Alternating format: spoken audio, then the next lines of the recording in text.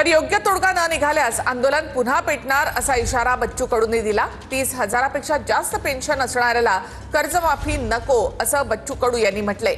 गरीब शेतकऱ्याला सरसकट कर्जमाफी केली पाहिजे ही मागणी सुद्धा बच्चू कडू यांनी केली आहे।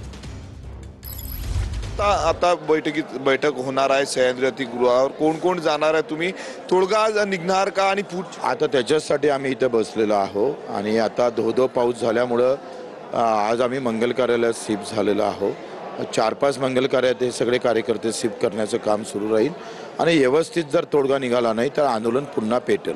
आता मी आमदार आहे, माजी आमदार, मला 70,000 रुपये भेटतं, मला कर्जमाफीची गरज नाही। ज्याला किमान 30,000च्या वरती पेन्शन असेल त्यांना कर्जमाफी देऊ नये। काही फक्त टॅक्स लपवासाठी शेती करणारे काही उद्योगपती आहे त्यांना डावलावं लागेल तुम्हाला। आणि शहरातला लागून 1 किलोमीटर परिसरात त्याची जे शेती आहे तो येणेधारकच आहे, तो प्रचंड पैसा गुंतवला आहे, तो गुंतवणूक शेतकरी आहे, गुंतवणूक करणारा, त्यालाही बाजूनं करावं लागेल। आणि खऱ्या खुऱ्या गरीब शेतकऱ्याला सरसकट कर्जमाफी केली पाहिजे, ह्या आमच्या अपेक्षा आहे। तर मनोज जरांगे पाटील बच्चू कडूंच्या शेतकरी आंदोलनामध्ये सहभागी झालेत। काल 6 वाजता सरकारने डाव टाकला असं जरांगे पाटील यांनी म्हटलं। सरकारचा डाव प्रतिडाव टाकून मोडावा लागेल असं जरांगे पाटील यांनी म्हटलं। प्रतिडाव टाकला तरच आपण यशस्वी होऊ असं जरांगे पाटलांनी म्हटलंय।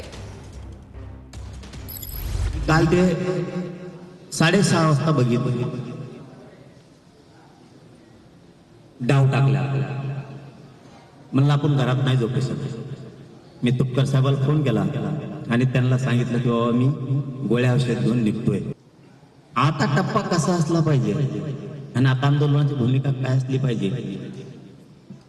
टाकलेलं सरकारचं षडयंत्र डाव कसा मोडायचा तो प्रति डावानच मोडावं लागेल तरच आपण यशस्वी होऊ। आपण मात्र आता नागपूरकडे निघलं पाहिजे म्हणून आम्ही आलो। आम्हाला तुमचं मुंबईचं